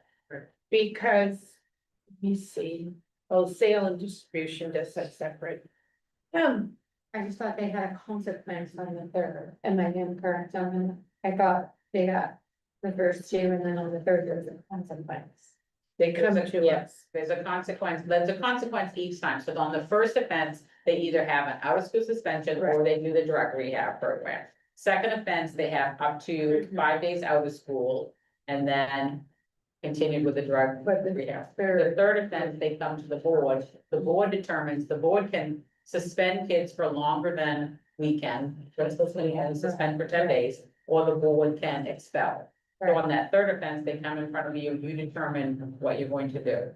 Mhm. And I'm saying, I think you want to keep that flexibility. Yeah. So that you have That's what I- individualized thinking behind each time that happens. That's what I said. Bruce, I notice this says drug and alcohol and chemical use. Do we have many that are issued alcohol, or is it mostly drugs and substance? So we've had a couple of occasions that we've had alcohol that we've confiscated. It has not historically come to the third offense and in front of the board. So it definitely want to keep it in there because that does. But what, it seemed listening to the offenses, I mean, it seemed to be more dictated toward drug than alcohol. I mean, if someone was to get caught with alcohol, is there a rehab program you send them for alcohol? I would still have to work with the social worker around that. Yes. any other questions? All those in favor? Thank you, it's the first reading. All right, now I gotta learn the thing. Second reading of changes to policy DJR, the federal procurement manual. Not about long. That was it. Yes, sir, and Mary had gone through it, this is with our audit too, correct? The special ed wanted me involved in money, like. Yes. So there was no changes since the first reading, could I get a motion, please?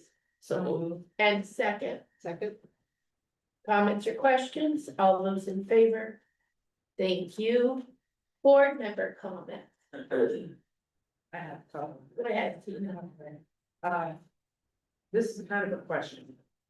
So graduation seating, I know they've done that outdoors during COVID and stuff.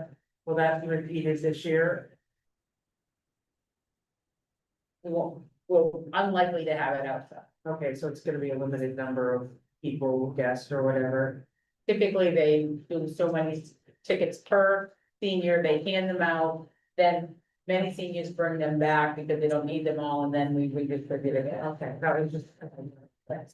Okay, and then I had one other thing, and it kind of hit me as a double standard, so. Our newsletters, going back to newsletter, I like the newsletters. And I like the subject in the newsletters, but I noticed that we had, a program where there were young people learning to shoot guns.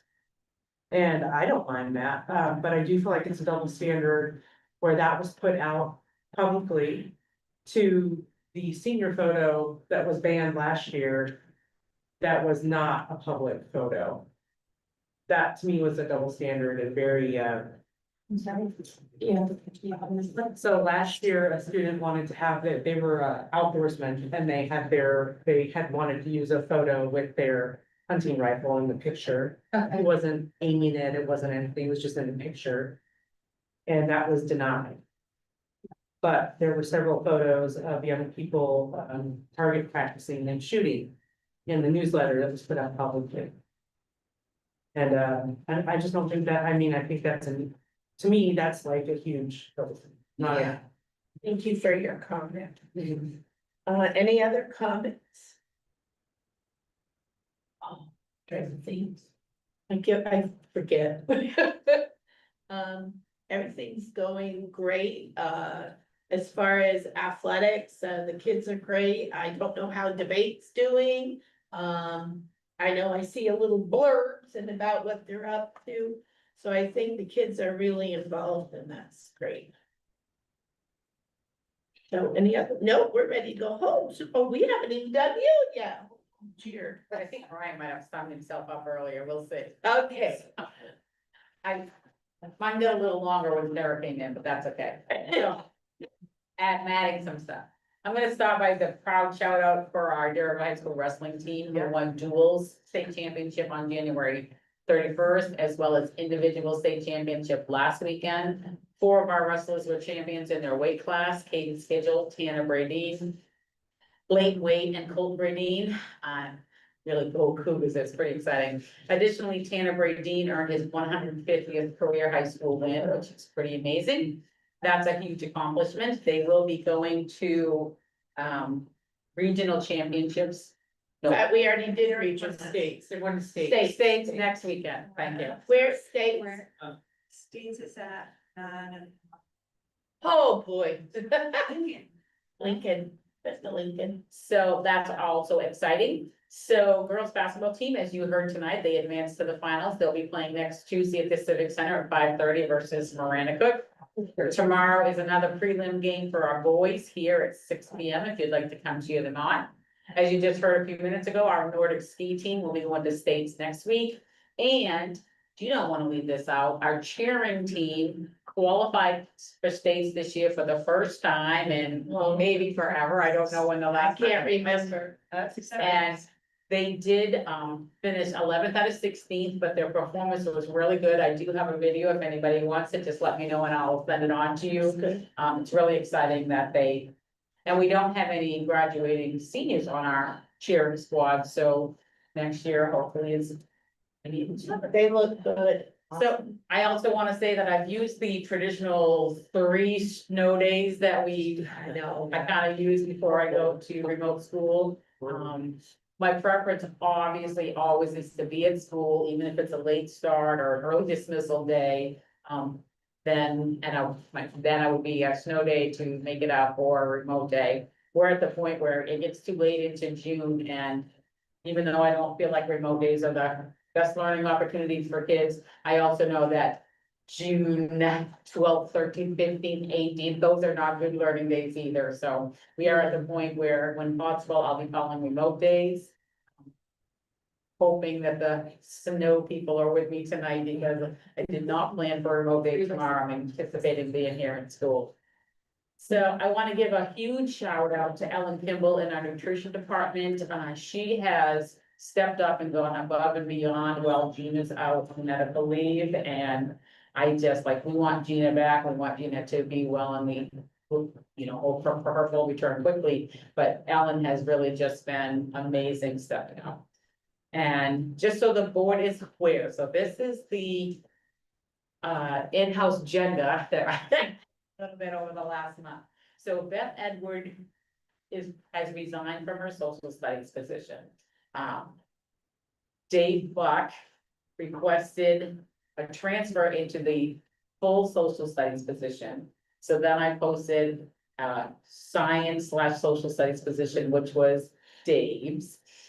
So that position still needs to be filled. Meanwhile, we had Josh Newhall from the elementary school, who was hired as a Title I ed tech. He had been willing to fill in for a special ed teacher who's been out long-term on medical leave. So he was doing that, but he's also really interested in eventually coming to the high school. So when we posted the split position, he has expressed interest. That position has yet to be filled, but we felt like because he wanted to be at the high school and we didn't feel like we had somebody to go in there any length of time. Josh came over and is subbing in that position right now. So that left this special ed position at the elementary school. Now, nobody in it, so, Charlie wanted to kick me, but I did suggest to Charlie that we had Gretchen Curtis with a special ed background. So Charlie approached Gretchen, who was willing to go in there and be a certified special ed teacher in that long-term sub position right now, which made an open phys ed position. And Charlie was able to get Alan Tashney, who retired last year, to come back and cover our special ed position for right now. So we currently have, I know it's been just but I just want to explain it because parents are like, you're not being very transparent, and it's like, it's hard to be transparent, so I just want you to know what's going on. So, and then we have Carol Robbins, who's been subbing in the Title I position that is still Josh's. Because he's over here doing the social studies science at high school right now.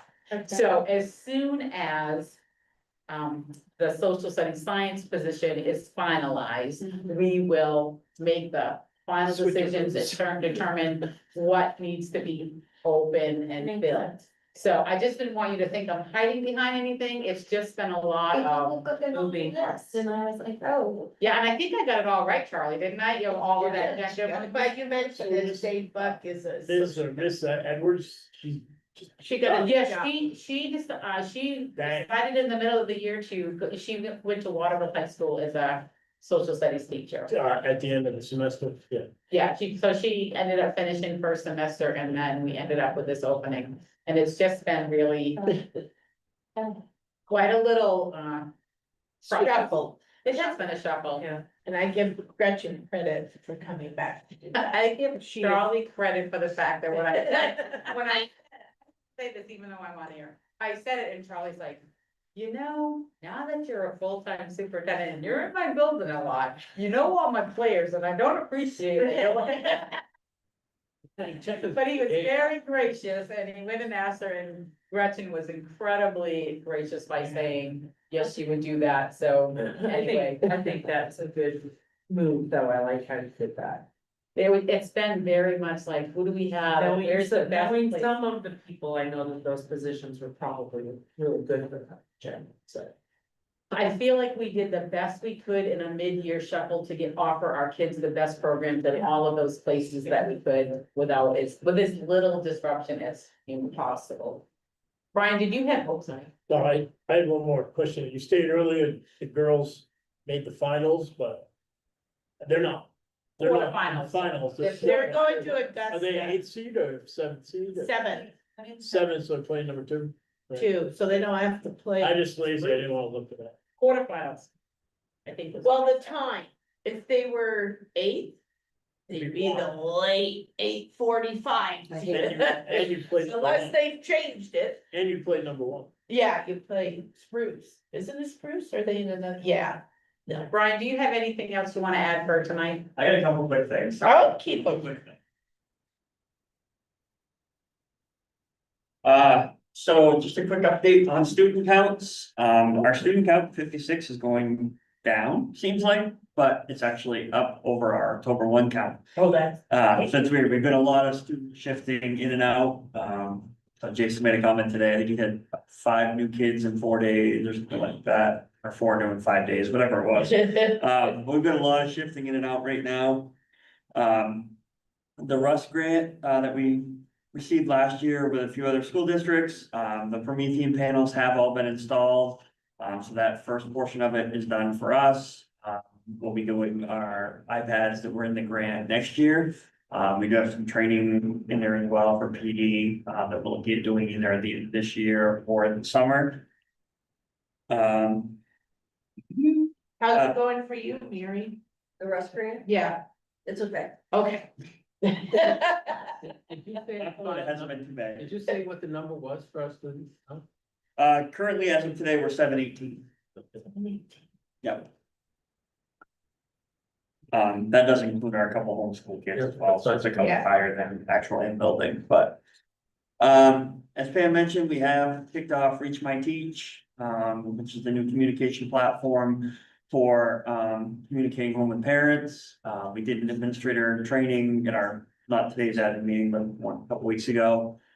So we're in the process of switching over. We'll have a secretary training coming up because it also does automatic communication with parents around absences.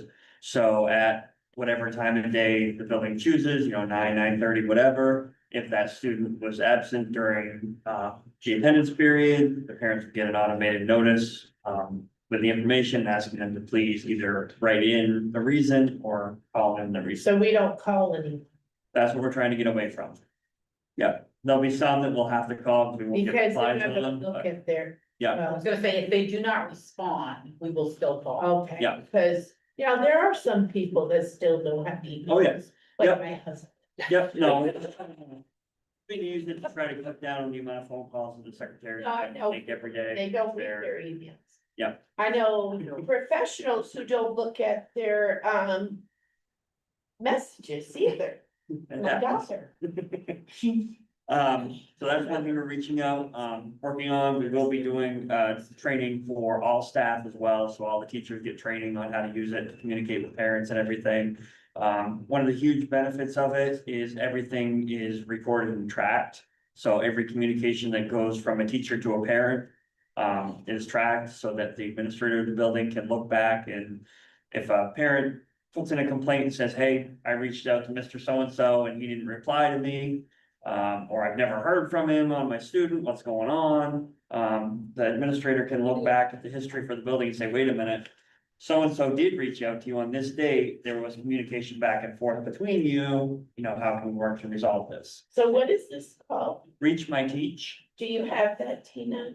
No, Not yet? it hasn't been released. to Oh, it parents yet. hasn't been written. Yeah. So it's not Power School, it's. Right, it runs off get of a the phone data that's call. in PowerShell. Oh.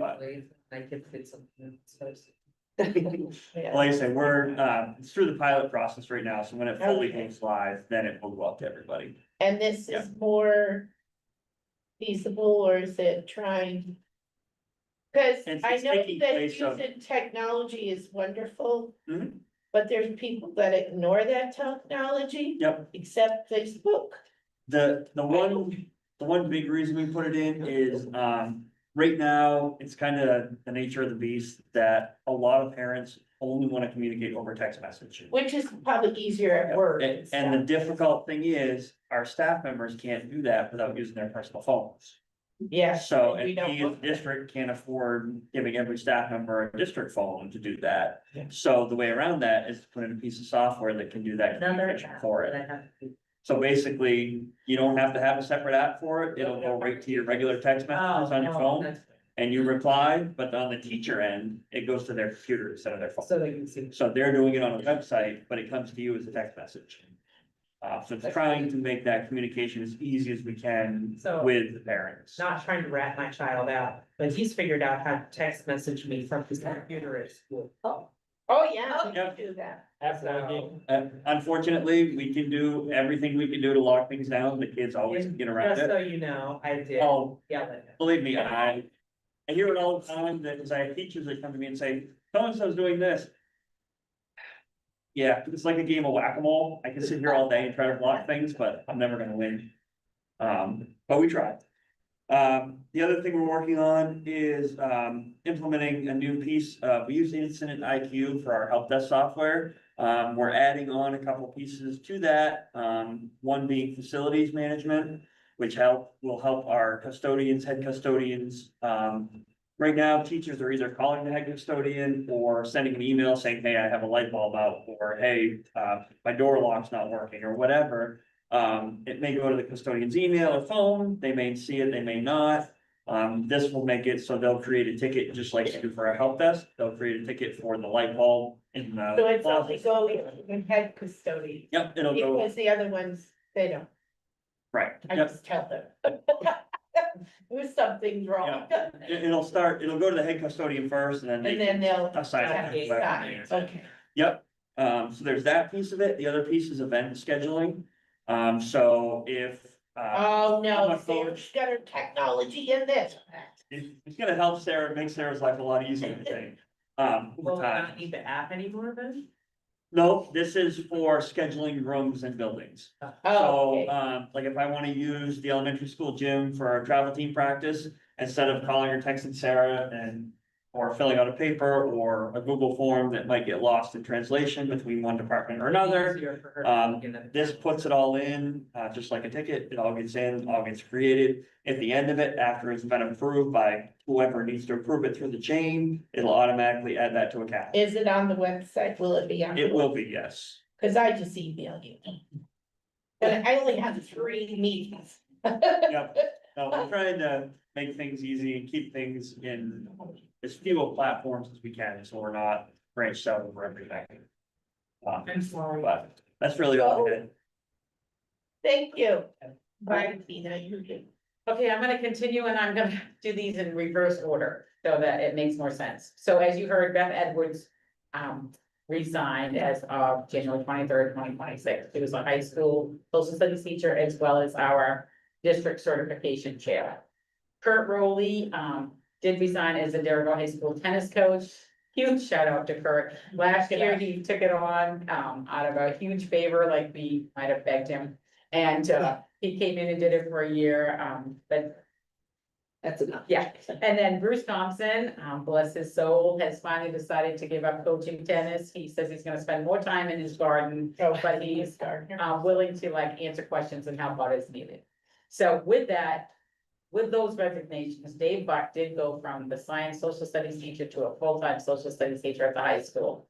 And that also means Josh Newell, we were able to bring on as the Darragh High School girls tennis coach. Dan Ludwig is coming on as the boys tennis coach at the high school. It's you, right? Yes. I was gonna say, I remember you were interested in tennis. Rachel Buck is gonna be our new certification chair. Patrice Parker is now the middle school assistant Nordic coach.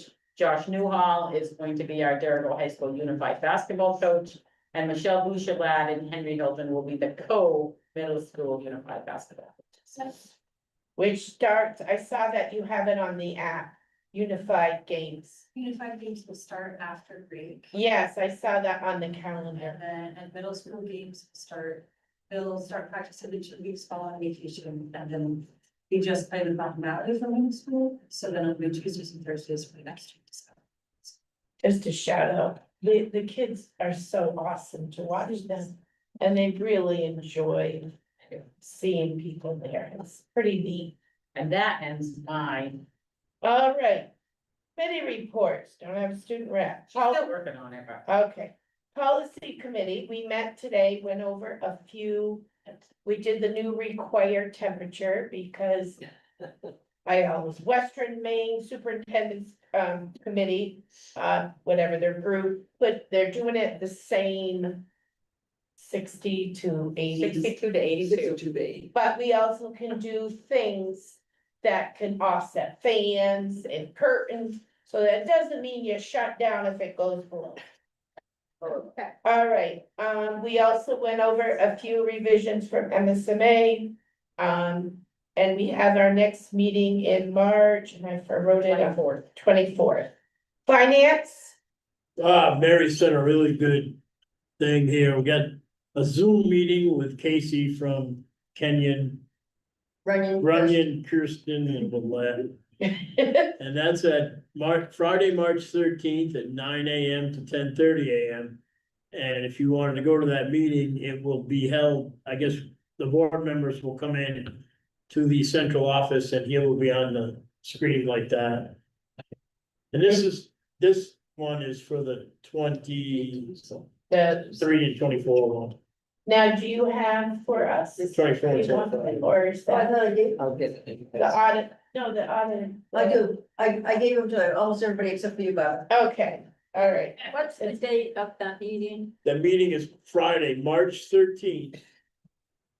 9 AM to 10:30 AM at that little building on the end of the school, Rachel, you're not on finance, you are on finance, okay, the White House. yeah, White House. The president is. I don't know, don't expect a lot from that meeting, I was just skinning through that book. It's I'm in Texas, sorry. It's extremely vague, more so than usual. Oh, boy, Yeah, I did. curriculum committee, I don't think they have, when do they have one scheduled? No, we ended up, he's doing a doodle poll because we ended up getting snowed out last time. We didn't have, Oh, okay, that's right. That's, I don't know. I did you can't, have it? It was the meeting that you didn't have a quorum. Did they have the curriculum? let me look, I'm gonna look. Cause if not, Curriculum, you did have it? yes, Okay, do you have any comments or you want Brad to do it next time? we talked about the biology test and I'm reviewing that. Okay. I don't have any other. Oh, okay, that's okay. That gives us, cause I know they had brought it up before. Buildings and ground, We don't have any meetings planned, as far as I know, everything is still running well, so. Oh. Nothing in negotiations as well. yeah, negotiations, but, personnel, Natalie's not here. I know they had. We had a couple interviews. Yes. Yeah. And. Oh, he did a Google thing And and that's the one I was thinking of. yes, we did a Google and I forgot the date. I don't think we get official, but I know we did that. Dropout convention is February 23rd at 3 o'clock in the conference. Technology committee, Brian, what's your plan do? Whenever there is no official plan. You don't have to have it at all. No, it's the hard part I'm finding here now is volunteers actually joining. Well, So. let's think about who used to be there and harass them. Everybody that used to be on it. either It's doesn't gone. hear any, or no one willing. Is it So just right me? now I have nobody from the high school, so Kalen's tried, I sent a few emails out to the individual, I think anybody to fight. I was hopeful, but That's sad. We used to have a technology committee, doesn't it? All right, no executive session, a motion to adjourn? Second, all those in favor, thank you. Is it snowing yet? Good. Rachel says you're gonna have a meeting, it's gonna snow. Thank you, everyone. So now it's 2:30.